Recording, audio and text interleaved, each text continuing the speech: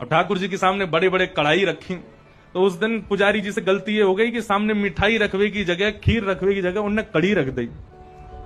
कड़ी रख दी, कड़ी के पीछे चावल रख दिए, चावल के पीछे मिष्ठान रखा और सब सजा दिए सामने।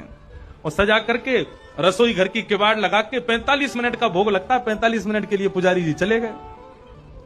45 मिनट बाद जैसे ही पुजारी जी भीतर आए तो क्या देखा, सिंहासन पर ठाकुर जी है ही नहीं। ठाकुर जी है ही नहीं वहां पर।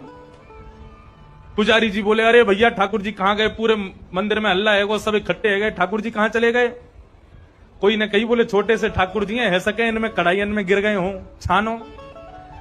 तो सिंहासन के आगे वाली जो कड़ी की कढ़ाई ही कही जैसे ही छानी, तो वहां में ठाकुर जी निकल आए।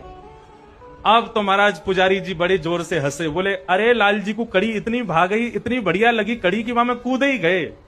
अब तो भैया रोज कड़ी बनेगी ठाकुर जी के काज। अब तो कोई भी उत्सव हो, कछु भी हो, रोज कड़ी बन रही है, रोज ठाकुर जी के आगे कड़ी रखी जावे। 10 दिन तक रोज कड़ी रखी। तो 10वें दिन रात में सपने में पुजारी जी के सपने में ठाकुर जी आ गए और रोने लगे जोर जोर से। पुजारी जी बोले, ठाकुर जी रो काई को रहे हो? बोले मैं यहां मारे रो रहा हूं, तुम रोज कड़ी को भोग लगा रहे हो। बोले मैं तो यहां मारे लगा रहा हूं, बाद में आप कड़ी में कूद गए, इतनी बढ़िया लगी कि वहां में डूब ही गए, तो हमको लगी कड़ी ज्यादा पसंद आ गई है, तो रोज कड़ी को भोग लग रहा है। ठाकुर जी बोले, अरे मैं कड़ी में कड़ी खावे को ना कूदो, तो फिर काय को कूदे? बोले तुमने खीर दूर रख दी, मैं तो खीर खावे जा रहा हूं, बीच में कड़ी पड़ गई, सुबह में गिर गो। अब तुमको लगी कि मुझको कड़ी पसंद है तो रोज कड़ी को भोग लगा रहे हो।